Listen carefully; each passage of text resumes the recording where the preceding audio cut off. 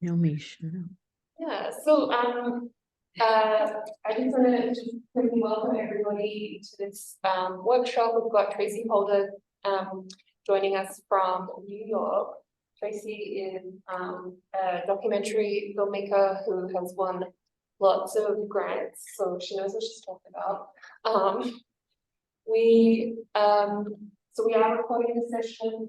I have a microphone here in the middle of the room, so this is what Tracie is hearing, and this is also what the video will be hearing. So if you are going to be asking questions, just try to direct it at that. It's a pretty good microphone. You can hear me pretty well, right? Yeah, I can hear fine. I just realized, Anna, can you make me either a co-host or so I can share my screen? Absolutely. Great.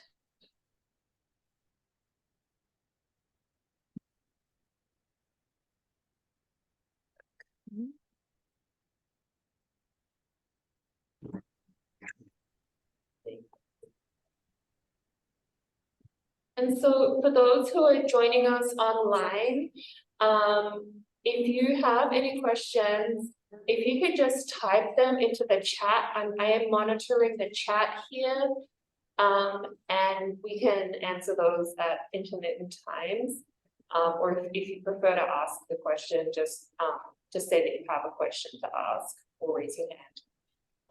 Yeah, and for those in the room, just, I'll try to keep an eye out for you over my shoulder. But yeah, we should get started. Okay, great. Hi, everybody. Nice to meet you, even if only virtually.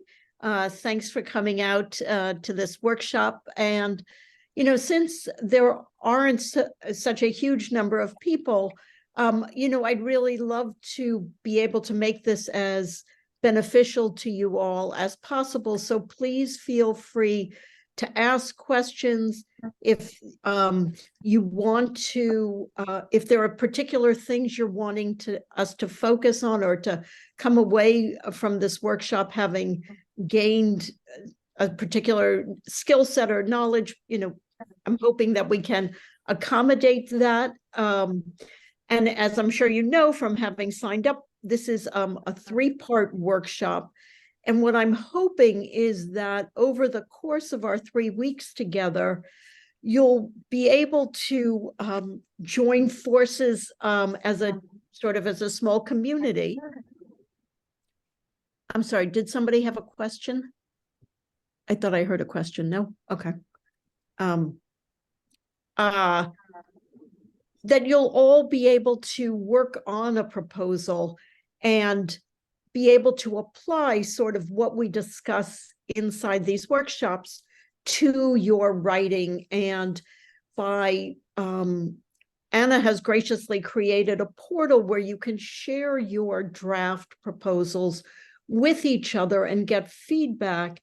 And in my experience, I find that the more I am able to see other people's proposals, the more proposals I read, the better I become as a grant writer, because when you see them side by side, you start to see what works. And for all of us, I think just having a reaction from someone else, I think we all think we're trying to convey something, but then by getting feedback, you see if what your intentions are have come across to someone else. So even if you don't participate on the portal and share your work, I would actively encourage you, if you are working on a draft proposal over the course of the next 3 weeks, to get some feedback. It could be from somebody, in your family, from a friend, but it really helps to, we're so close to these things. We often assume that we're conveying information that's obvious to us, but may not be known to a potential funder who's reading our application. And let's see. And the only other thing that I want to say before I start with my PowerPoint is one, I'd love to get a sense, if possible, maybe people could put in the chat or could yell out like what disciplines you're working on, or Anna, unless you have a sense of who's in the room. There's a bunch of different people. I think just because it's such a small group, maybe each of you can just quickly say your name and I'd love that. here for. Yeah, I'll start. Hi, I'm Elizabeth Saunier. I work for Southern Screen, which is an arts and culture nonprofit. We provide a platform for storytellers of all kinds, including music and visual art, to tell their stories and share their art. And I am on the board of a women's architecture nonprofit as well, called Designing Women of Acadiana. Wow. Interesting. Okay, great. And are you looking to get grant writing skills for your own work or on behalf of the organizations you're working on? Mainly on behalf of those organizations, but you know, if I ever have a need to write for myself, it can't hurt, right? You know, it's a skill that I never set out to acquire, and yet it has really served me well. So yeah, and one of the things which will be a sort of through line in our conversation over the course of the 3 weeks is that my experience is that by working on my grant application, I am clarifying my ideas. Like I always am moving my project forward. It's now become sort of the first step in my creative practice, because even if I don't get the funding, which obviously the goal is to get the funding, like I have to articulate my vision or what it is I'm trying to do. And in that process, really gain clarity, have to make a lot of choices about, you know, what direction the project is going to go in. And so I think it's a really invaluable exercise above and beyond its you know, ability to help generate funding for whatever your project is. So great. Well, thanks for sharing that. Who's next? Okay. I'm Audrey Demai. I work for the ACA, actually, Acadiana. I'm the front of house manager. Artistically, I'm a poet and a writer, so that's primarily what I do, but I'm just here just kind of as a general interest in learning grant writing. Seems like a good skill to have. It turns out it's a really great skill to have. Okay, great. Welcome. I'm Sydney. I was a dancer, a dance educator, and a writer, somewhat. And I am just interested. I served on a grant panel and gave me some ideas of maybe writing something for myself to do a performance piece. A performance piece, great. And what kind of a panel did you serve on, Sue? It was the, yeah, I keep wanting to call it the DAD grants, but The Louisiana Louisiana Project grants. It's a state funded grant for mostly for organizations to create an art project for the community, but individuals can also apply for it. Great, thanks. I'll jump in. Okay. I'm Martha Garner. I'm the executive director of Festival of Arts, which is a literary organization. And I'm also planning to write an Art Spark grant for myself next year for a collage project. A collage project. Wow. Is that going to be, Martha, is that going to be small format or big format? Probably relatively small. Uh-huh. Okay, I'm a huge fan of collage. I love the work of like Romare Bearden. I don't know if you know. Me too, yeah. Yeah, he's one of my favorites. Oh, well, that's great. Okay, well, thank you for sharing that. Look forward to hearing more. Christine, do you want to jump in or go project? I'm Jess Newton. I'm a visual artist. I've gotten an Art Spark grant in 2015. Oh, congratulations. Thank you. It was a lot of fun, and I'm just interested in looking into just getting to a new thing and finding funding, so this was a good start right here, so.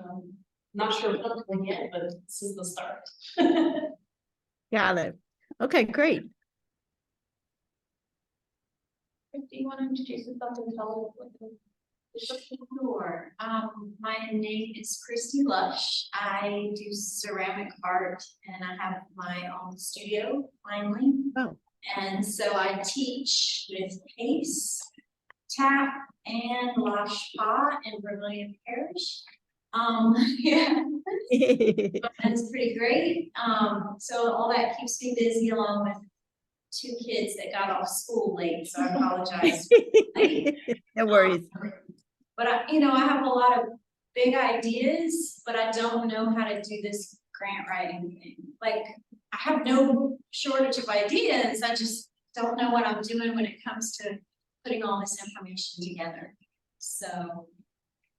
Well, hopefully you're in the right place. I mean, what I'm really hoping is you'll come away with sort of a roadmap and like a set of steps that you'll be able to follow going forward. And you'll find that it really will help you. It'll really push you to develop the ideas. But you'll tell me, you'll give me feedback, Christy, and we'll see if we can help you move that along. Great. Okay. My name is Yi Yo. I was also a grant panelist on the same panel. I primarily work with needle felt sculptures, and Wow. I'm just trying to refine my skill to be able to be accepted. Great. Okay. So wait, so did I hear you correctly? You said you work with felt sculptures? Yes. Okay. I just want to make sure I got it right. I'm just writing that down. Okay, great. Thank you. And when you were on a panel, were you on a panel for sculpture? Oh no, it was Was it the same? Yeah. The same. Oh, It's the same. okay, got it. Okay, thanks. Okay. Sorry, I was driving here, but I was lovely listening. I am Kelly Smith and I'm a visual artist and I also do creative retreats. And I'm just interested in finding out more about writing grants in particular, possibly writing a grant for travel abroad with retreats, to kind of do a back and forth between here and France. That sounds nice. Okay. I don't know of travel abroad grants, but I do know certainly there are lots of residencies. And I'm sorry, I didn't catch your first name. Kelly. Sally, got it. Thank you. So close, it's Kelly, K-E-L-L. Kelly, I'm sorry. I'm sorry. The sound is not great. But thank you, Kelly. Sorry about that. Okay. My name is Coda Alonso. I work with Green Foundation of Acadiana, which is a nonprofit dedicated to helping individuals with special needs. Oh, wait, the sound just went out. Oh. You want to try again? My name is Coda Alonso. I work with Dreams Foundation of Acadiana, which is a nonprofit organization dedicated to helping individuals with special needs find jobs in the community. Wow, fantastic. And is there a particular project that you are looking to work on a grant specifically for? No, I'm just coming to learn on how to write grants, so that way we can start looking into getting those kind of projects. Got it. Thanks so much. My name is Raven Bourgeois. I'm a visual artist. I just graduated this past spring and I'm looking to travel abroad, learn different residencies and just kind of learn how to write grants, because I feel like I could also want to help other people realize their visions, and which helps me realize my visions together. So yeah, that's why. Okay, Raven, that's sort of how I live. I have found that a lot of the work I do is with filmmakers. I make films, but that's not my primary focus. And I really love helping other filmmakers realize their vision. And I actually am part of for those of you who love travel, the US State Department has a program of cultural diplomacy where they send filmmakers and people who work in the film industry to different countries around the world to do workshops. And Anna and I have talked about this, but over the summer I was in 2 countries in Africa doing workshops as part of this program. So working with other artists is really, I find, incredibly gratifying. So hopefully this will help you move further in that direction. Thank you. Hi, I'm Allison Brandon. I am the founder of Wonderland Center for Performing Arts and Wonderland Academy. Those are LLCs, which are not typically eligible for grants, but I also founded a nonprofit, the Looking Glass Theater Company.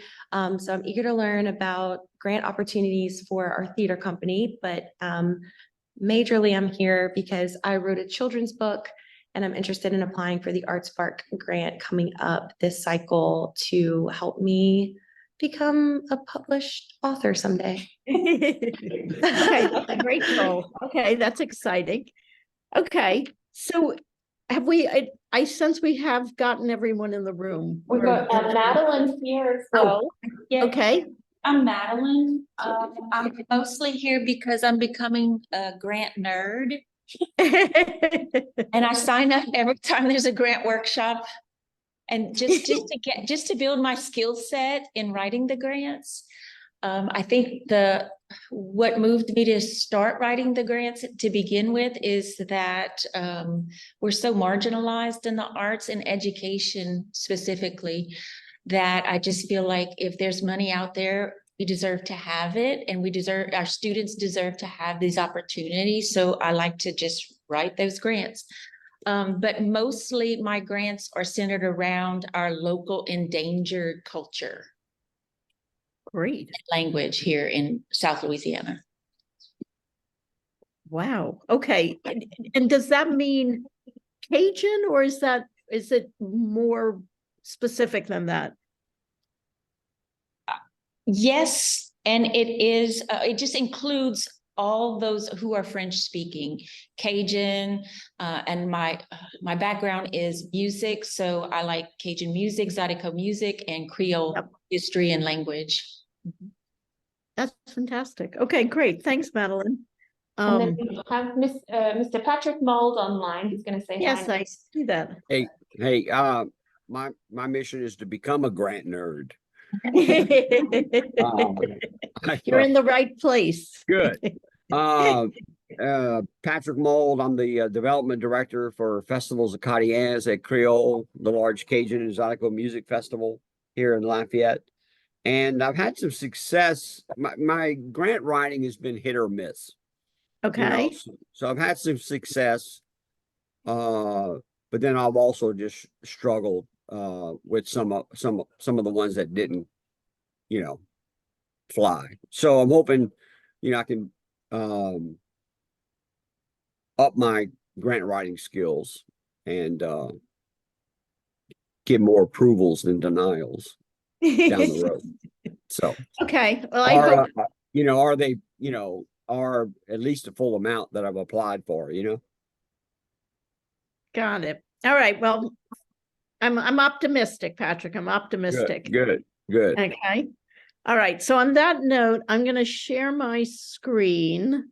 Let me see. Okay. Share screen. All right. Good. Okay. Can you all see my screen now? Yep. Excellent. Okay. Play from start. This should make it full. Yep. Okay. Okay. So since there are a small number of us, please feel free if there's things I'm explaining that don't make sense or aren't clear, or if you have a question at any point, please feel free to let me know. there's a chat function at the bottom, and I'm hoping, Anna, if you don't mind, if you would monitor that, if people have questions that they put in the chat, or I think there's a question function as well, but feel free also, to raise your hand. I can't see you well, the people who are in the room, because you're like a micro, you're a teeny thumbnail on my screen, especially since I have my proposal, my presentation up. So if I'm not seeing you and you have a question, Anna can interrupt me, or you can just yell out so that I hear you. Okay, so know that I'm not ignoring you. I just have limited ability to see and hear you. Okay, so what I thought we'd start with very quickly is just 2 basic rules of fundraising that I think pertain across the board, whether it's grant writing, whether it's individuals, whether it's crowdfunding. Like, these are things to keep in mind, regardless of what kind of fundraising you're doing. So the first rule is that it's all about relationships. And, I think that we're all working, we're working on a specific grant for a specific project, but I actively encourage people to take a long-term view of, particularly with grant writing, but also with, if you're approaching wealthy individuals, potential board members, if you're doing crowdfunding, this project that you're working on, hopefully, is one of many that you'll do over the course of your career.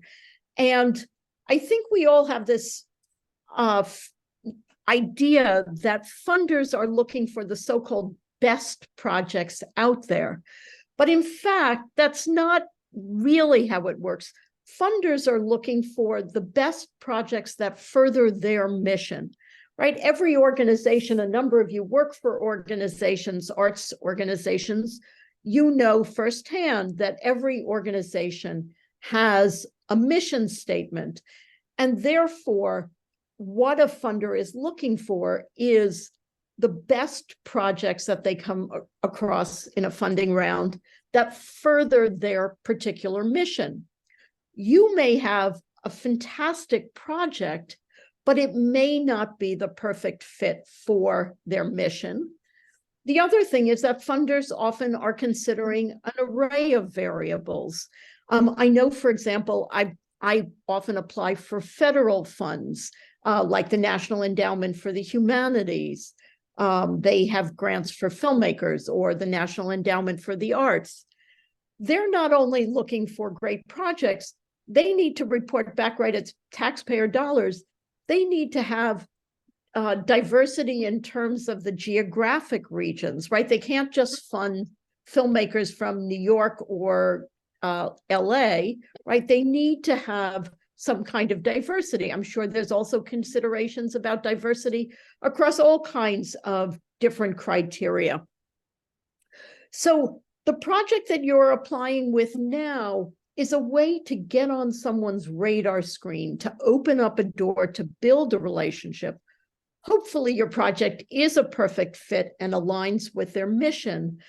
But regardless of whether you get funded or not, you're going to have other projects for those of you who are looking to work with, to help other artists and to become help them realize their vision, right? The more relationships you have, the more you're able to reach out to potential funders and open doors. So I always take a long-term approach when it comes to thinking about my relationship with funders. For that reason, I'm always trying to attend, like several of you, I heard, our grant nerds, and go to all of these things, right? Just by being here tonight, you're building your networks. So that's one key point. The second point is about inspiring confidence. And I think you're probably wondering, well, how would you inspire confidence in a proposal?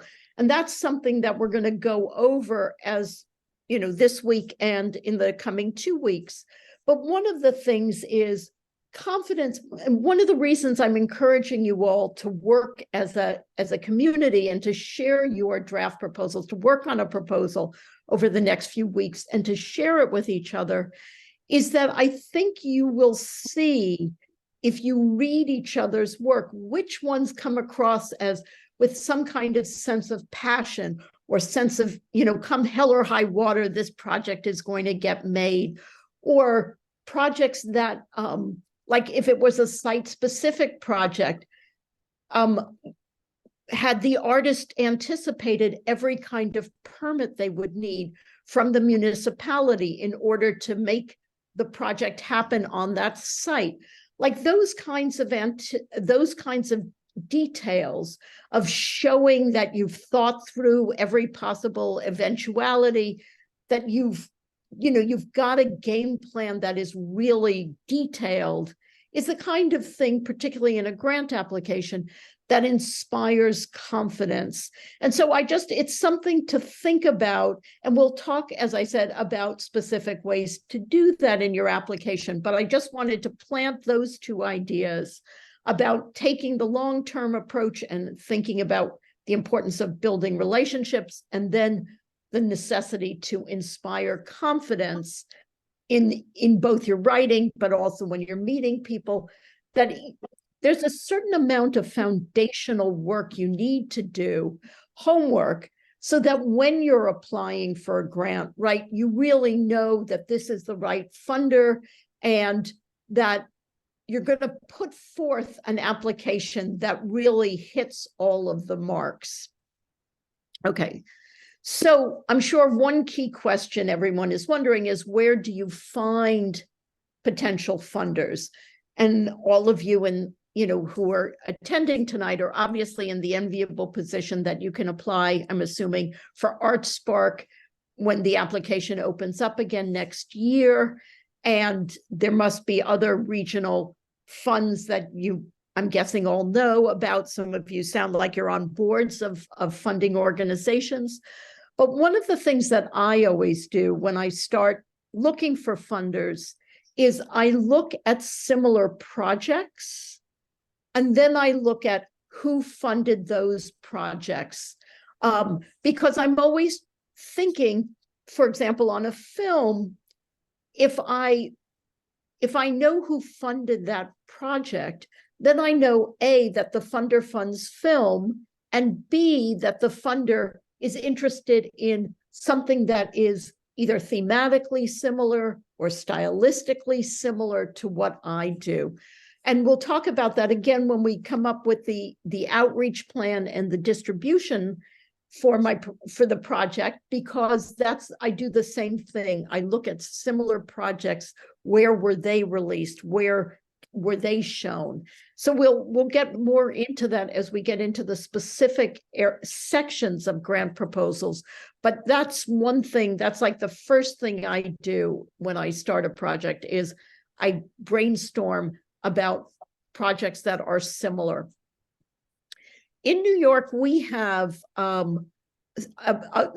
quasi-public-private library called the Foundation Center, but it really now exists primarily online. Some of you mentioned that you have an LLC and a nonprofit, and therefore are clearly knowledgeable that any nonprofit, any foundation, any charitable organization that gives money, because they're tax exempt, is required to file certain tax forms, generally called a 990, which is accessible to the public. And the Foundation Center is the repository for all the grants, all the foundations, every organization that gives out funding. And they have they have some basic functionality that you can access for free. You can open an account for free, but then they have a subscription series. Their librarians are incredibly knowledgeable about grants, about residencies, about all kinds of programs. I looked up before our meeting tonight, and it's $35 a month if I were doing research, I might spend $35 and just use them for a month of doing research. But that's a great resource. And then I have put in the URLs for 3 different organizations that put out generally quarterly grant lists for across disciplines. So one is Creative Capital. The other is something called the Artwork Archive, and they have a list of all kinds of residencies and grants that are available to artists anywhere in the US. And then there's an organization here in New York called Fractured Atlas. They also have an updated list of opportunities that they're constantly refreshing. And then also in New York is the New York Foundation for the Arts. And they have something called Source, which is a grants database that anybody can access. And all of these are free and just great to, I'm on all of their email lists, so I get emails regularly with updates when the new list of grants comes out. I just also want to add for everybody in this workshop is that there are 2 other resources that I use, and I posted one of them in the Basecamp just then. Atchafalaya.org. They look after the Atchafalaya Natural Heritage Area.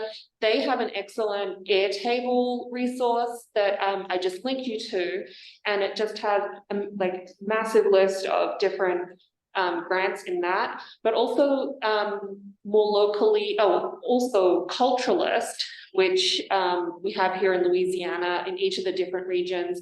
There is an opportunities page on that as well. So 2 additional resources, and I'll post that one too. Thanks, Anna. That's great to know. Great. Okay. So just a few more sort of generalities. As I said earlier, every foundation has a mission statement, right? And so part of, we're all inside the fishbowl, right? We know that there's some event that's happening that if we're a filmmaker, right, one of our subjects is elderly, and if we don't film them soon, we may lose them, or there's some, critical moment in the story and you need the funding to be able to go out and film it, or your rent is due and you know that your partner is going to leave you if you don't, if you haven't earned enough money to pay your share of the rent. We're all in the fishbowl. We know what our needs are, right? We know why we need the funding. We know, that where this is not a sustainable way to live, and we know all of the things that are urgent for our needs. But funders are outside the fishbowl, right? They're looking in.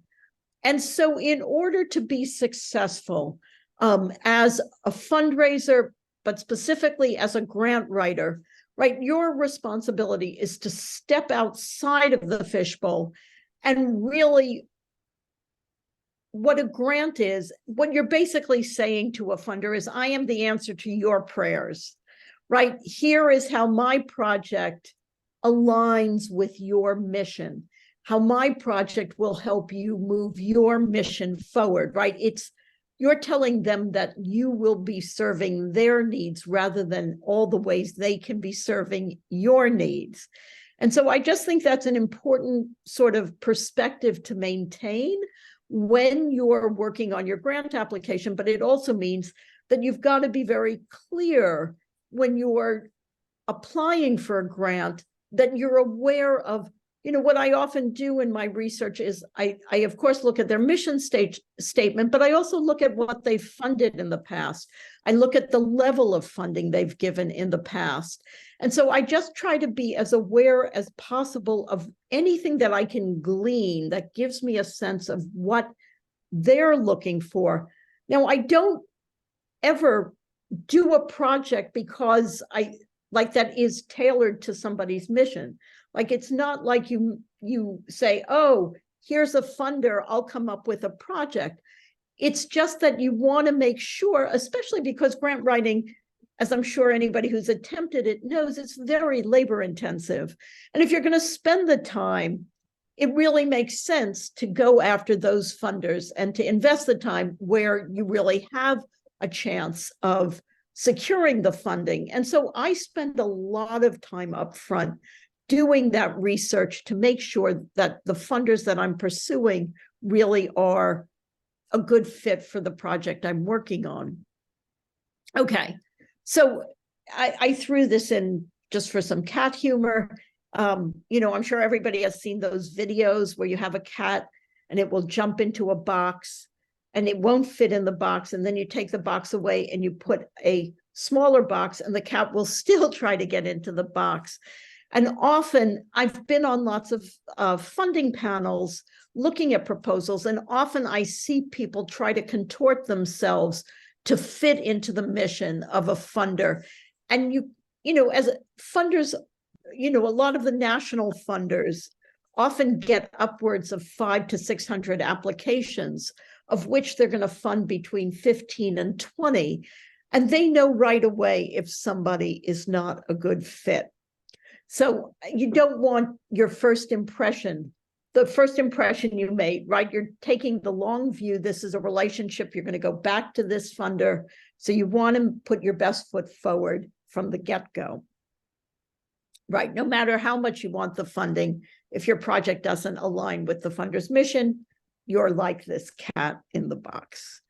Okay, so the proposal is your opportunity, right, to make the case to a potential funder as to why you're a good fit.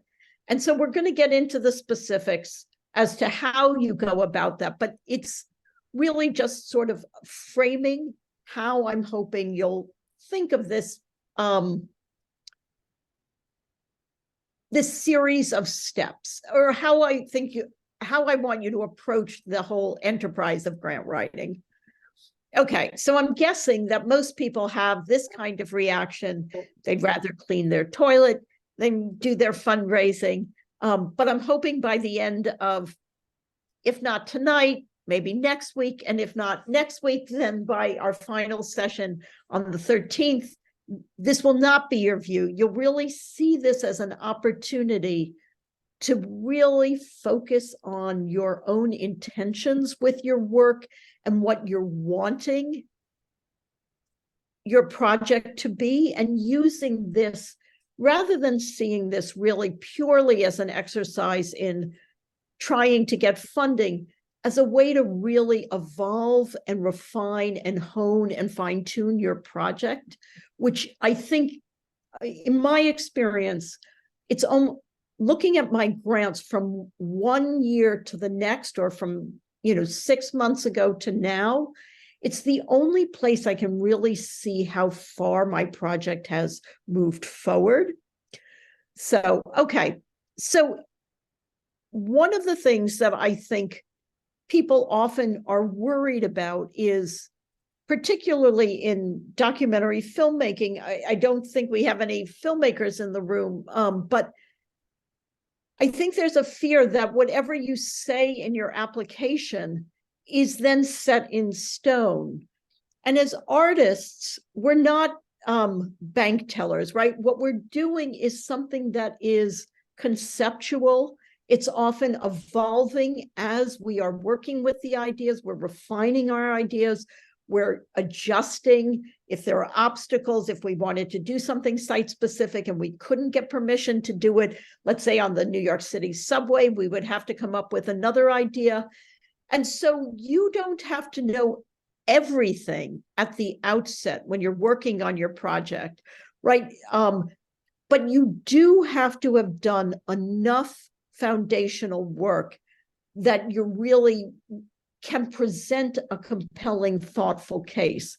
And so one of the things you have to navigate for yourself is striking the balance between knowing when you really can articulate a vision and when somebody have a question?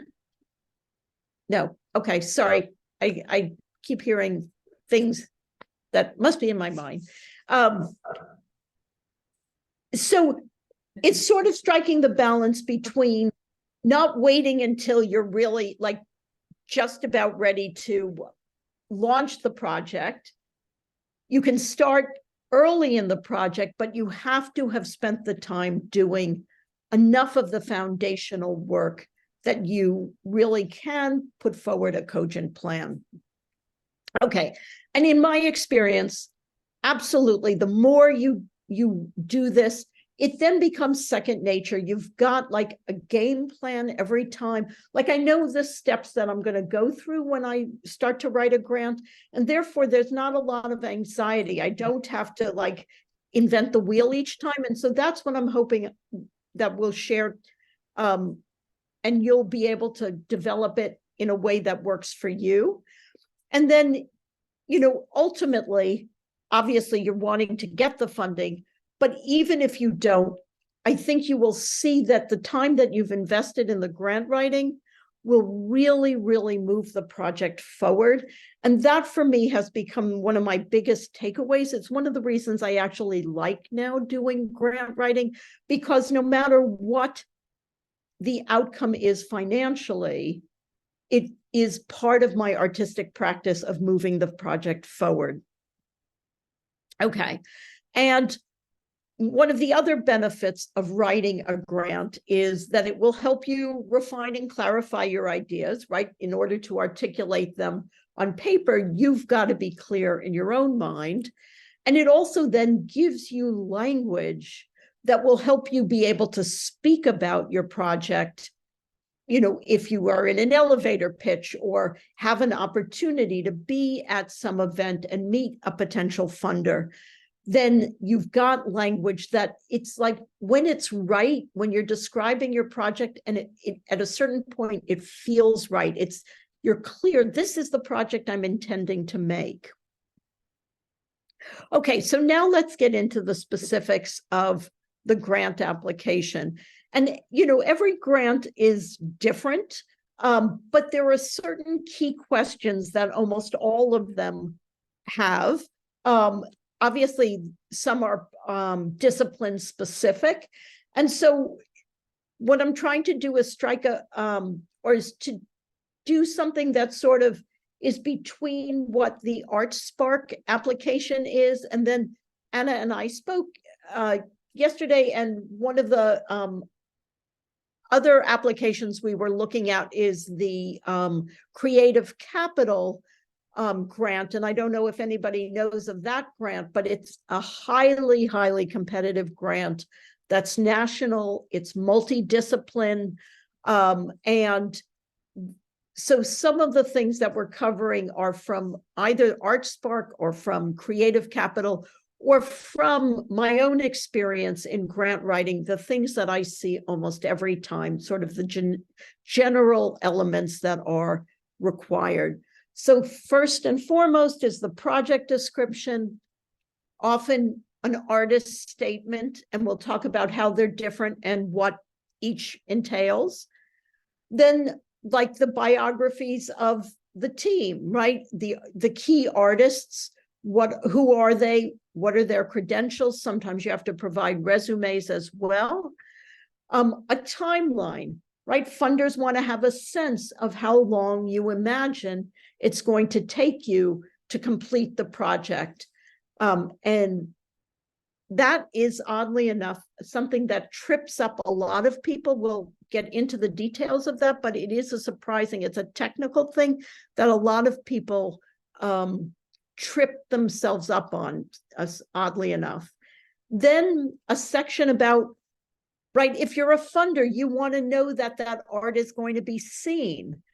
And so one question is, how is that art going to reach the intended audience? And so, as with ArtSpark, you know, there's a component that is about paying it forward, right? Making a project then accessible to the community in some way by either doing a lecture or involving people in the community in an art making project. So that's part of how does the art reach the public. a fundraising plan, right? Most times funders only give you a small percentage of your budget. They want to know that you've got a realistic plan to be able to raise the remaining funds. Then a budget, right? What is the total cost of the project?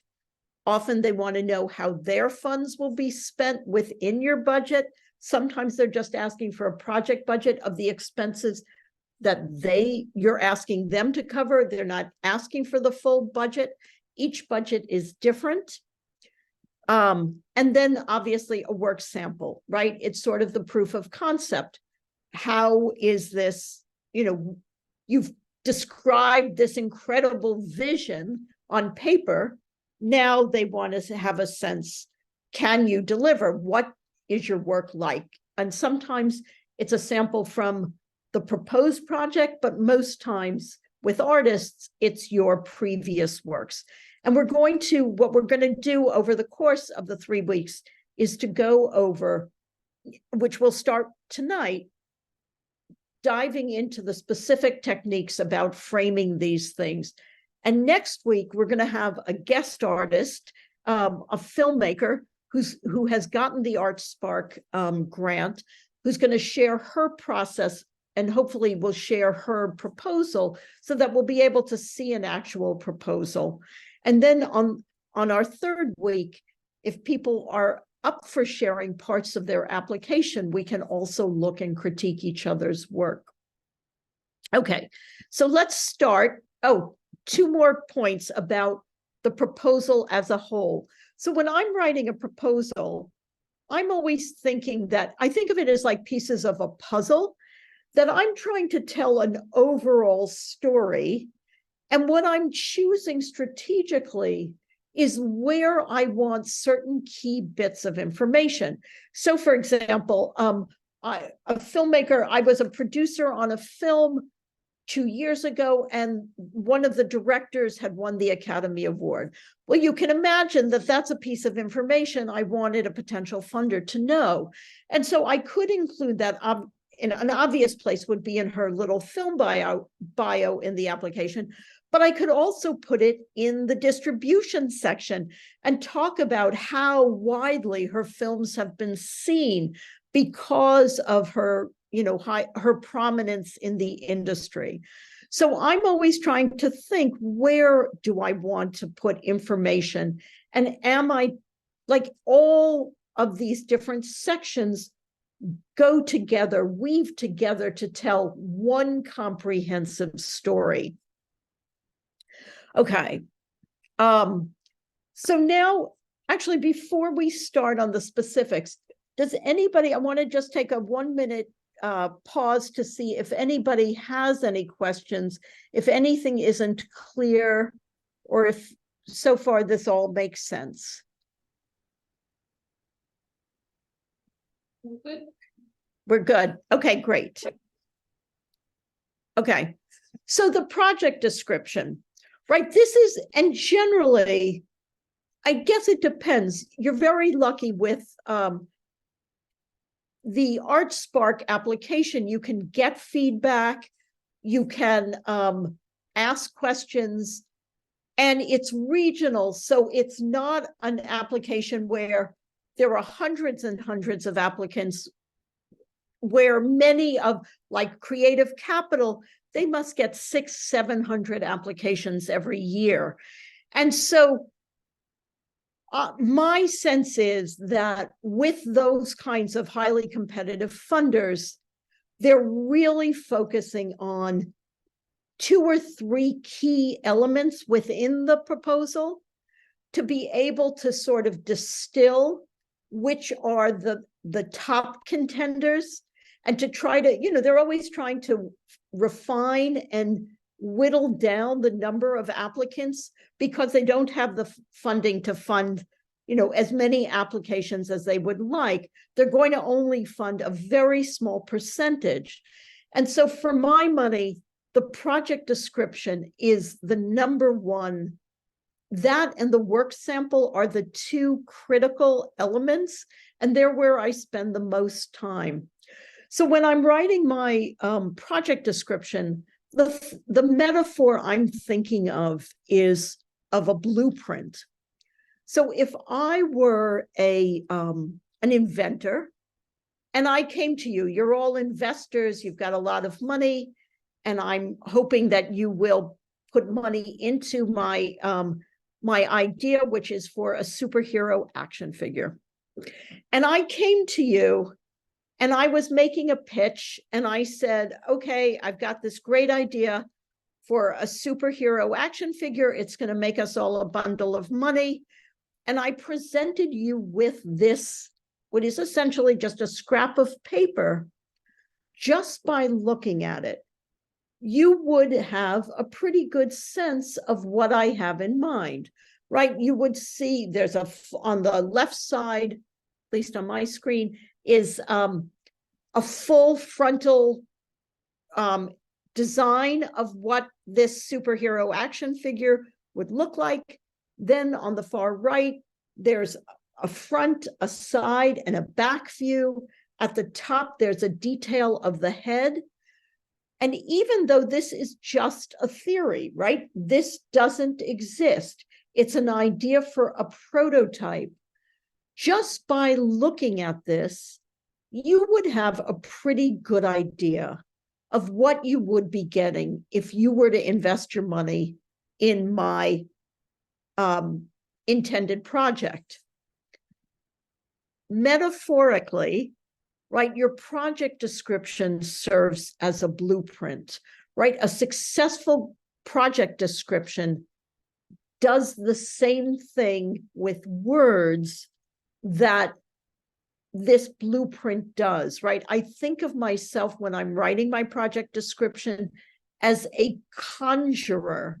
What I'm trying to do is use vivid visual language to try to conjure what I'm imagining in my mind. So if I were working on, let's say, a sculpture, right, I would describe the tactile nature of it. I would try to place it in a space so that somebody could imagine it existing. I would describe the colors.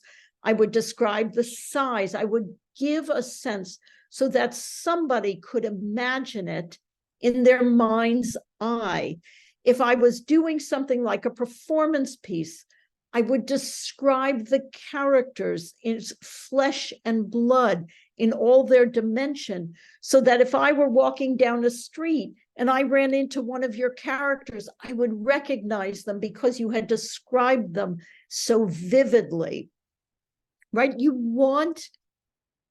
I think artists often forget that what we're doing is we're using our art skills to paint with words something that is going to make the project feel real, that it could exist, right? And that's what I'm trying to do.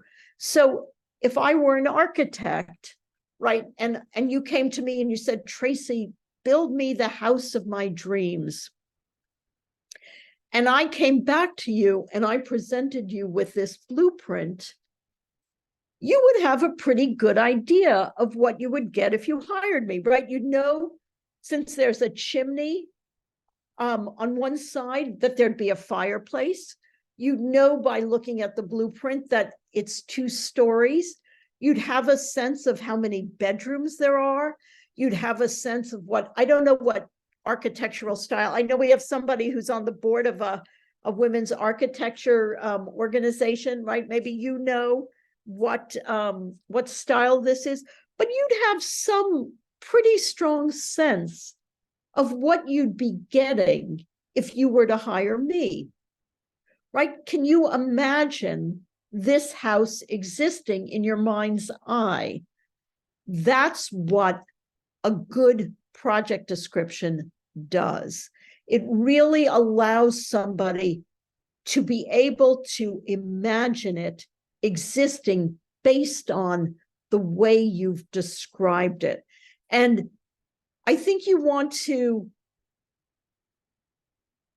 in your conjuring, to really place it in where you're imagining it will be seen, because that also makes it more real, right? If it's a musical, a performance piece, is it in a cabaret setting, or is it in a big auditorium? What are the acoustic? How are you using sound? Is there music?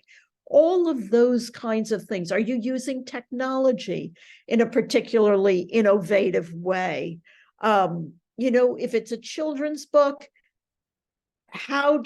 what's the age range and what are the characters like? And can you describe them so that I can imagine them as I'm reading it? So I hope that makes sense. So there are a couple of things I think a good project description should do, right? It emphasize the stylistic, thematic qualities, show that you've anticipated any potential obstacles, right? I mentioned permits, for example, or if there's international travel, do you have the visas that you need? Will you be able to work in that country? How are you going to deal with language? For site-specific work, describe that site, because the more you anchor it in a reality, the more I can imagine it. So the less abstract you are. And then the main goal is, right, to help a potential funder envision your vision. And one thing, going back to something I said a few minutes ago, is remember, we're artists. What we're saying now, a grant is a picture of a moment in time. So what you're writing now is based on the information you have now and what you're imagining now. But 6 months from now, you may find out that the site you had hoped to use isn't possible, and you may have come up with a new site. So if you then apply for another grant, that grant is going to have evolved and have more details or more something that could be new. No funder will ever come back to you as long as what you're saying is, you're never telling them anything you don't believe to be true, and say, but you said that you were imagining this project being in the middle of City Hall. If you say, I'm imagining, ideally, I would, in my ideal scenario, this project would be in City Hall, right? You're not saying it is in City Hall, but you're giving me something, a frame of reference you're pulling back the curtain on what you're envisioning. So one of the things, I was working on a film. I mentioned the Academy Award-winning filmmaker. This was the film we were working on. It's called Grit, and it was set in Indonesia. It's about a rural community where a multinational was drilling for natural gas, and unfortunately, they struck an underground volcano of toxic mud, and overnight 17 villages were consumed in a tsunami of toxic mud. And so we were pitching this film. One of the ways you get on the radar screen of funders in the film documentary community, which is what I do, is that there are pitching forums where filmmakers are invited with works in progress to pitch their project before industry people and potential funders. And when we were working on our pitch, so you're given 7 minutes, which includes showing a sample of the proposed work. And we were there and we were struggling to articulate, right? You've got about 3.5 minutes to lay out the entire vision of the project, the business side, like how much money you've raised, how much you need, where you are in production, like all the details in 3.5 minutes, because then you're going to show the trailer. And we're struggling. And Cynthia, one of the directors, said, my goal is to bring people into a world. And as soon as she said that, it really sort of it just became my mantra. And when I'm writing a grant, that's what I'm trying to do. I'm trying to bring people into the world that I'm imagining of my art. I'm trying to give them a way to see through my eyes what I'm imagining. And again, just to reiterate, because this is often something that people forget, using language that really is visual and evocative and describes things with sounds and textures really, really helps make it easier for somebody to imagine in their mind's eye the project that you're envisioning.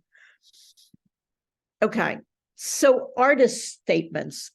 I would say that's probably the second most, other than the work sample, the second most critical aspect of most artist grants.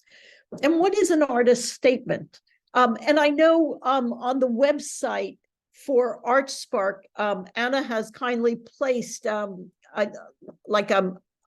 artist's analysis, a sort of a detailed summary of what one should think about when writing an artist statement. It's sort of a how-to guide, which I hope will be complementary to what we're going through right now.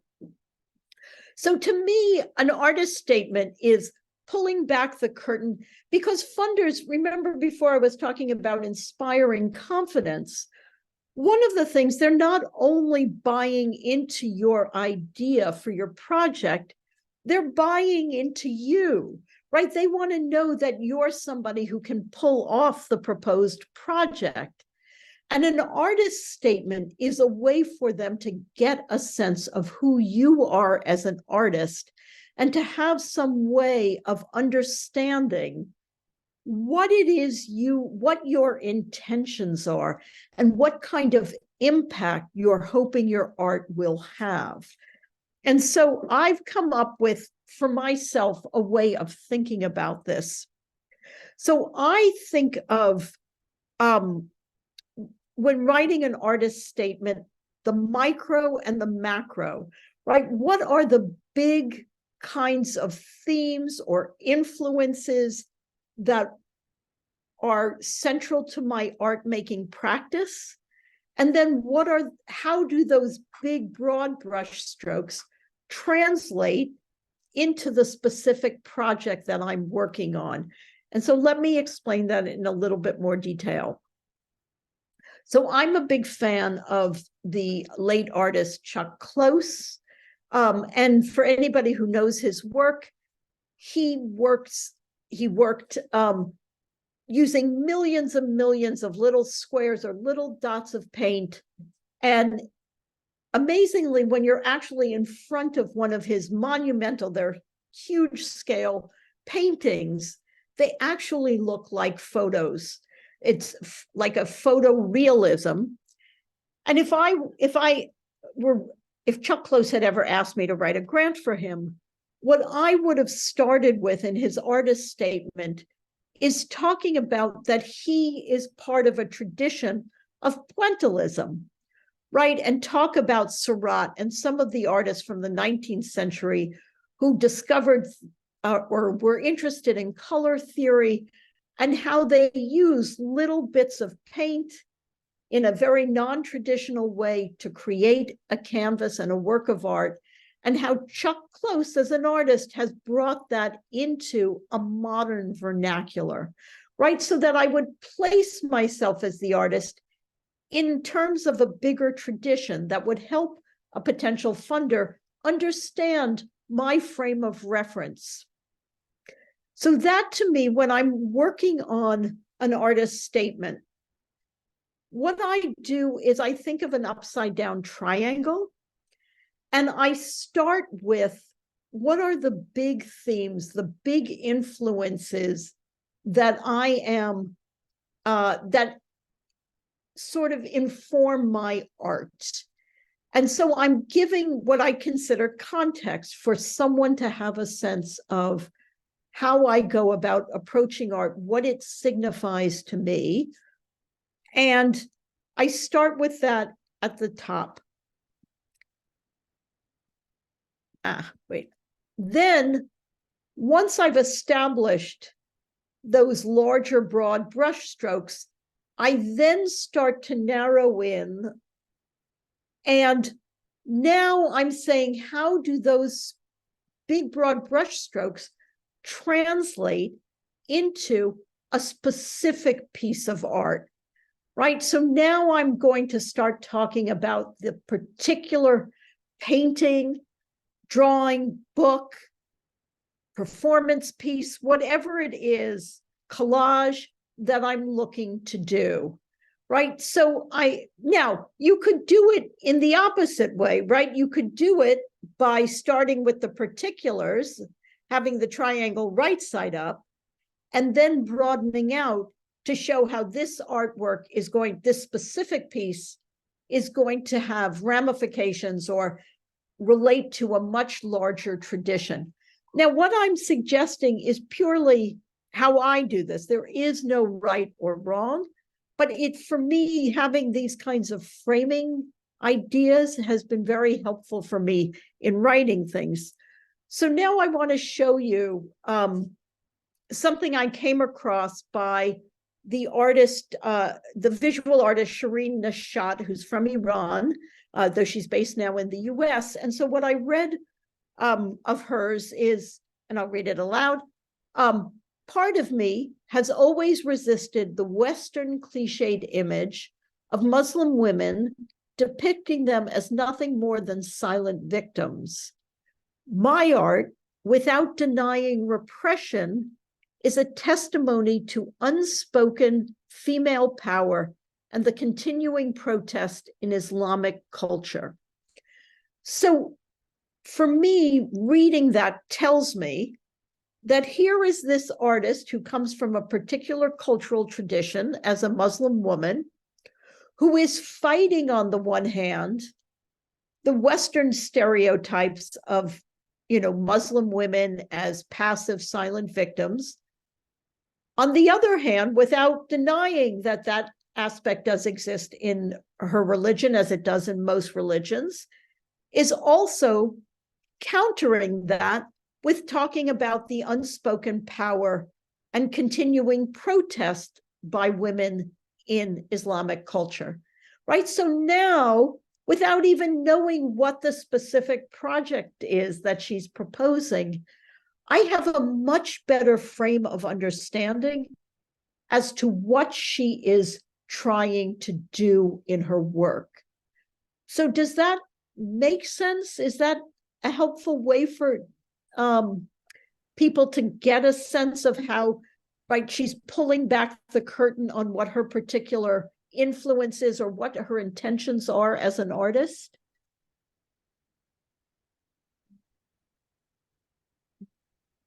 Okay. Okay, right, we went over that. Okay.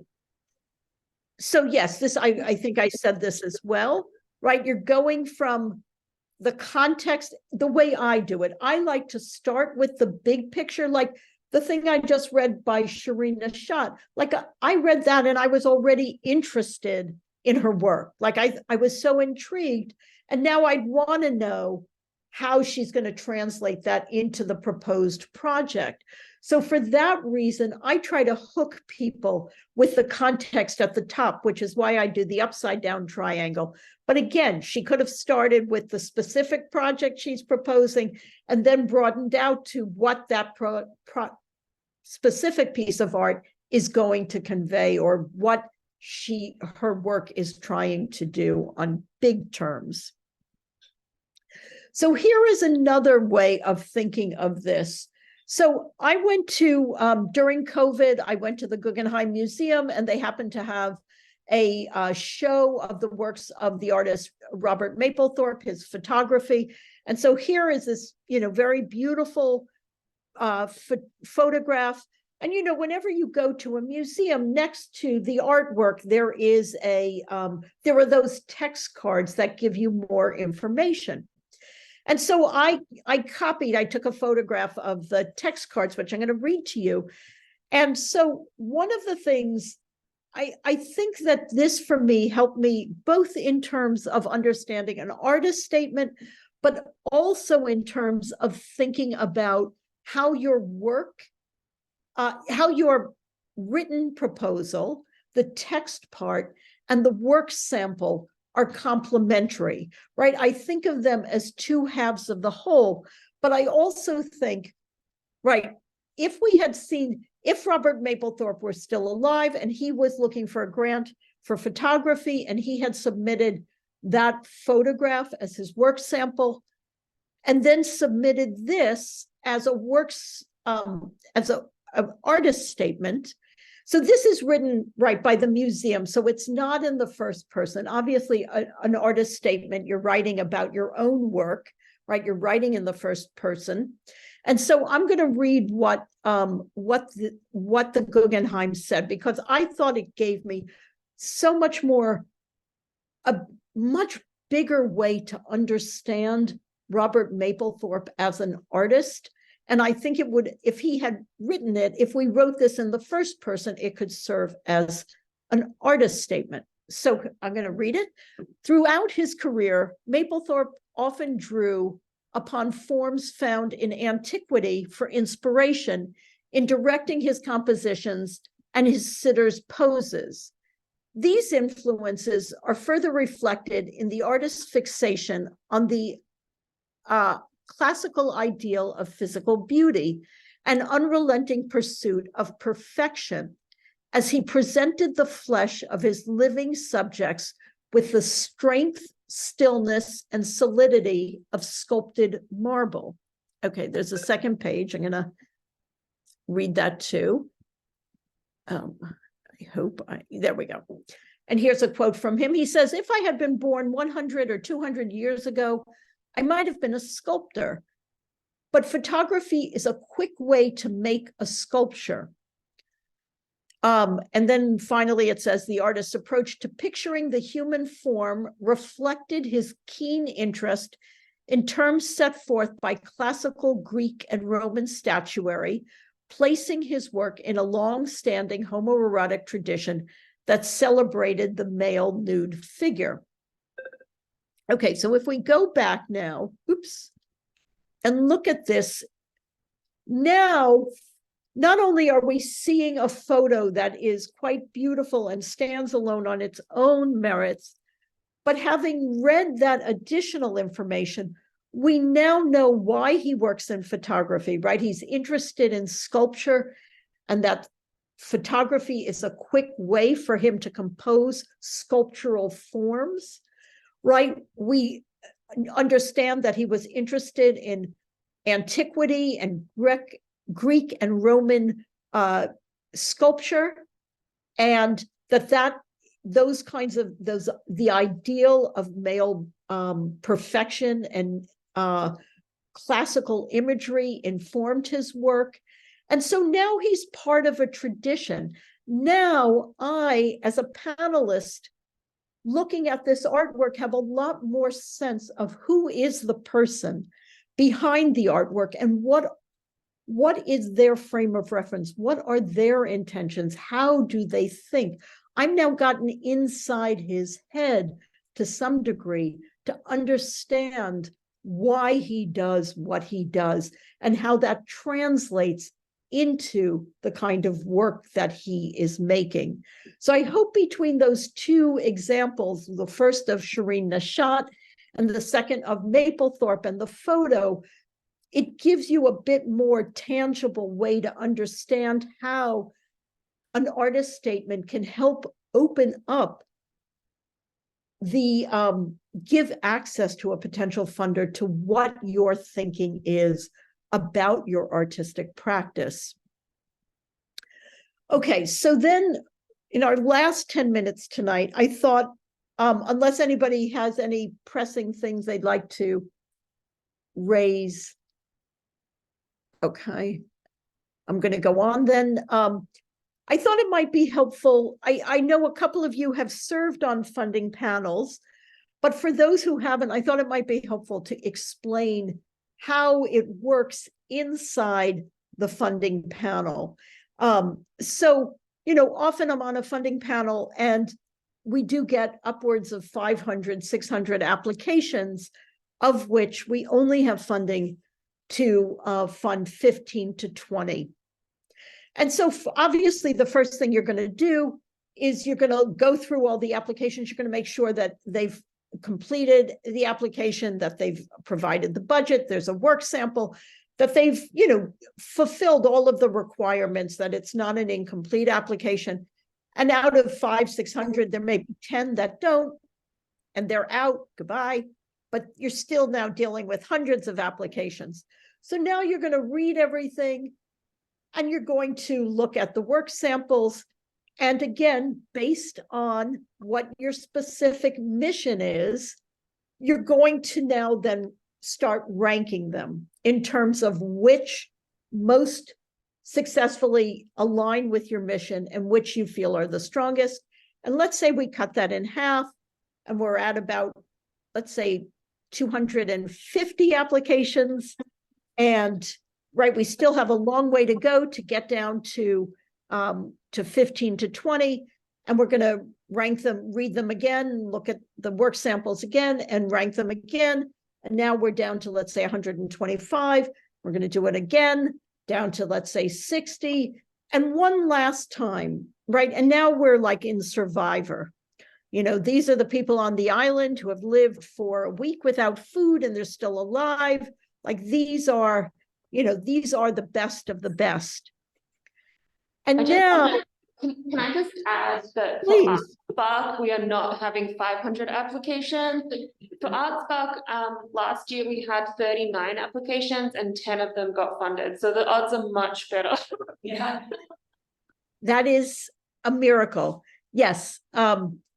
With Sundance, which gives funding to in addition to the film festival, everyone knows they have a documentary film program and they have a grant and they fund between 2 and 4% of all the applications that they get.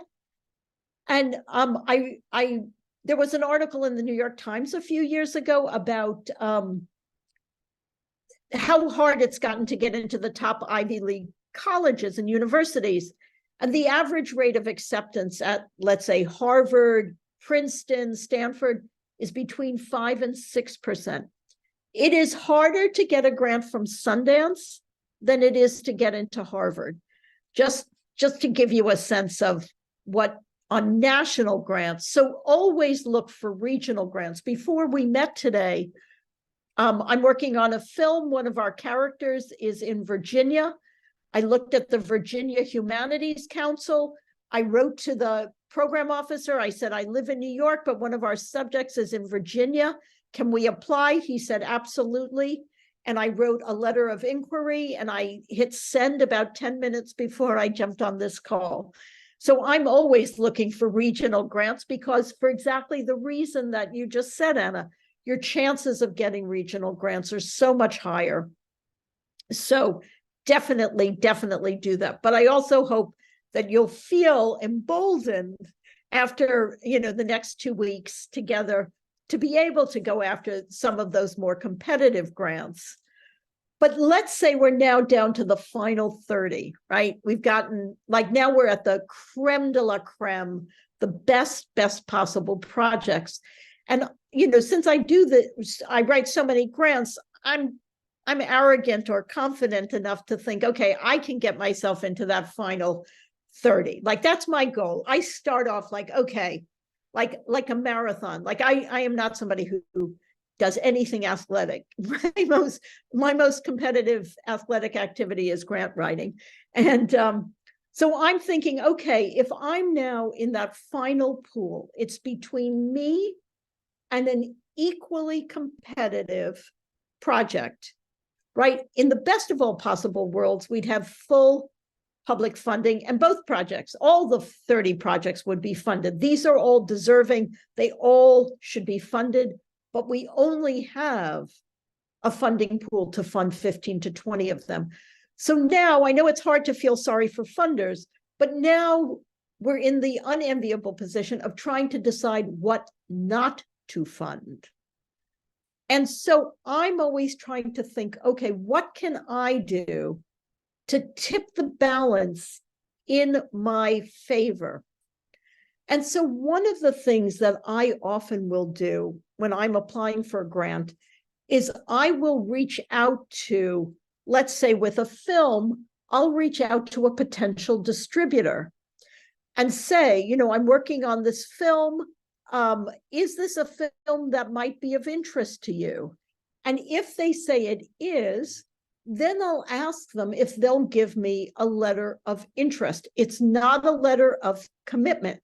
It is something that is saying that they're interested, that your project sounds compelling, and that they would like to stay on top of it and to keep apprised of your progress and to consider it. So if you get a grant, you will be able to go to a potential, you will then have lots of organizations that will be aware that you've gotten a grant. And in the case of film, anytime we would get a grant for Sundance or any of the big funders for whatever project I was working on, all of a sudden the POV series on public television or Indie Lens would send us notes congratulating us on getting the grant and saying like they'd like to track our progress and to consider the film for once finished for their channels. And I would then always go back to them and ask for that in writing, you know, a letter saying that they're excited about our project and they're tracking it for consideration. If you are an artist and have had work at a gallery in the past, or a playwright and have shown work at a particular theater, have a relationship with a theater, getting a letter of interest from them saying that they've shown your work in the past and that they're excited about the project you're working on now and would love to consider it for their venue. Then if you're looking at two equally good projects, right, and one has already, first off, talk about inspiring confidence. If an artist has taken the initiative to start to build those relationships with potential distributors or venues, that shows an initiative, right? You're not just waiting for it to come to you, but it also shows that there is potential already, even at this early stage, there is potential interest in the project or the possibility of it being reaching an audience. And so I will often, like, that's how I'm thinking of, like, how do I tip the scale? Getting those kinds of letters is a really good thing to do. And now increasingly, applications are online and you can't just attach additional documentation because, you know, it's a little box, it's 3,000 characters or 1,000 characters. So what I will do if I can't attach these letters is in my distribution section, I will say, even at this early stage, while we're still in production, already there is interest in this project. For example, Debbie Zimmerman, the head of Women Make Movies, has asked to see a rough cut of the film as soon as we are in the edit. And I will then take a quote from the letter and put it into, you know, that box of text that I'm submitting. So that's just one way I'm thinking about how to tip the scale. Quoting press, right, from previous work that you've done is another thing you can do to, you know, to strengthen your application. Right, so I'm always trying, when I'm writing my proposal, I'm always thinking of it not in a vacuum, that I'm the only person and I've got the best project. I'm always thinking about the competition, that there are always great projects out there. I'm always competing, right? Even with ArtSpark, 39 applications. That means if Anna said that 10 were funded, that meant that 25%, so 75% were not funded. So, you know, I'm always trying to be strategic in my grant writing. So I see that we're now at the 8 o'clock mark. Oh, wait a second. What time? It's 9 o'clock where you are, right? 7. 7. Oh, you're an hour behind me. Boy, am I confused. Okay. So here it's 8 o'clock. Okay. And so I think we've reached time for tonight. Does anyone have any questions? Anna, do you want to explain how they can, how Basecamp works and how they can access it? For sure. Yeah, Adeline, you got a question? And this may be for another time, but I'm wondering if you're aware of any situations where AI has influenced either potential projects or funding. You mean like using ChatGPT? Yeah. So, I mean, do you want to take this? I can speak to this a little as well. Sure, go ahead. Yeah, I mean, I think like, you know, we are heading in a direction where, you know, more and more people are using things like ChatGPT.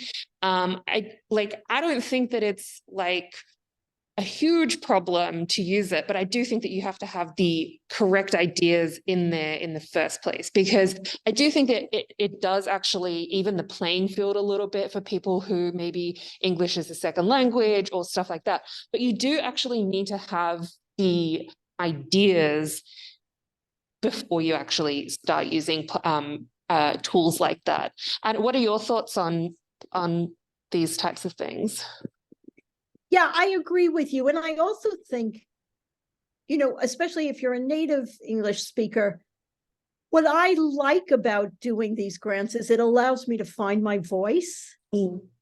And I think that, and that's why what I said is that it's valuable also then when I talk about my project, because by sitting with the ideas and really working them through, this isn't just for me a mechanical exercise in trying to, you know, get to the deadline and hit submit. It's really where I'm working out my ideas. So if I just used AI for that process, which I think is really part of the creative process, as Anna said, you know, it's the ideas that are important. And so I think that AI, like I know in film, there are so many ways AI is now really, I mean, it's incredible. I recently went to a workshop on AI and documentary, and it's jaw-dropping. But there are things that I think are technical things that AI, things that were time-consuming that aren't creative, that it can do. And in those instances, I think it's an amazing tool, because I think it saves money for us to focus on those things where we really need our creative brains. For me, grant writing is really a creative process. So I would, and I don't, you know, I haven't yet been on a funding panel in the time of AI to know whether would I notice or not. Would I be able to tell? It is noticeable. I would think so like you do, like if you're going to use it, make sure that you're editing, make sure that you're rereading everything, make sure that it is in your own voice, make sure that, you know, it's not using a fact checking, you're not using AI-isms, because there are tons of words that we notice coming through that are very specific to what AI would write and not what a human would write. So it is still a robot at the end of the day. Yeah. Wow, that's so interesting. Yeah. But yeah, so as Tracie said, we are at the end of today's session. So I have set each of you up on Basecamp. Can you get an email? You should have received an email, and if you haven't yet, please reach out to me and I'll make sure to set you up with a different email. Maybe it's the incorrect email address or something. Today. It was this afternoon. We're already in y'all's Basecamp. It would I might have missed you because of that. So yeah. So I'll take a look at that. But if you have any trouble accessing Basecamp, it is web-based. There is an app as well, but for most of you, probably web-based is the easiest way to do it. I've set up some areas for you to share your work, to give feedback to each other, but also there's a general chit chat area. So please feel free to, you know, just ask general questions. I've already posted a couple of links to some resources in that area. I'll probably post this video into the document section. And I'll also email it just so that you'll have different. You may have already said this, but is it possible to get the PowerPoint? Will you be posting? I generally don't share Yeah. that. But I have notes. yeah, and so we will Yeah, post you'll have the links. recording of it. Yeah, there's the recording, and then the links are in that recording as well. So yeah, if you do have any questions about Basecamp, please let me know. I just, I have a question about posting a draft, into Basecamp. Is there a like, do a Word document and upload? Yeah, it's up to you. You can use either, like if you're using Google Docs, you can share a link, or you can actually just share a Word document, and people can provide their feedback within the chat of that, like that specific message. Yeah. I was looking at the, do I put it under general? Yeah, so just in the proposal feedback section, I've just got some instructions in there on how to, there should be one post in there that has, anyway, I can take you through that, but maybe, yeah. Is there homework in there too? There isn't yet, but like, you know, Tracie was talking about project descriptions and artist statements. So if anybody wants to start working on those things, please do use the information that you learned today to start working on any specific project ideas. But yeah, it's really like up to you if you want this feedback from your peers, from this cohort, then really, you know, take that time. And we will post a little more about that creative capital. They have some specific questions, letter of interest, but I think that'll be either later this week, we'll post it, or after next week's session. Yeah, thanks, Anna. That's really helpful. I think, you know, my advice would be, if by the end of our next two sessions, you come away from this with a solid project description and a solid artist statement, I think you'll be so ahead of the curve. And when I work on a grant application, what I generally do when I start a new project is I create what I call a master proposal. It's sort of my generic proposal that has all of those 8 sections. And it's where I like come up with the language that feels right, that I recognize. And then when I have a grant deadline, all I'm doing is like tailoring it to the specific grant. So in the way that I said to you, I discovered today, I knew I had a grant deadline for the Virginia Humanities Council in January, but today, just randomly, I was on their website and I discovered that in order to apply for the grant in January, you have to send a letter of inquiry, an LOI, by tomorrow. And I was like, oh my God, I just randomly went on their website. If I had waited 24 hours, I would have screwed myself completely. But because I've got my generic proposal, it took me like about an hour to do the LOI because I've got a body of language that I'm used to using. And so I just tweak it. So I'm not reinventing the wheel with each grant application. So that would be my advice. And I think if you all work on the project descriptions and on the artist statement and share them amongst yourselves, you'll really find that working in community is like the most valuable. You're such great resources for each other, and that you'll strengthen not only your own work, but you'll really start to see how helpful it is to have that critical distance and input from somebody who's outside of the fishbowl. And even though the creative capital, because they get so many applications, their initial application is a very short project description and short artist statement. And the same with ArtSpark, sorry. I would suggest like giving yourself up to 1 page for each of those, because I can't imagine writing a project description that didn't allow me at least a page to describe my work. But that's just my suggestion. We have slightly less characters, but I mean, we're not giving away $50,000. So yeah. So.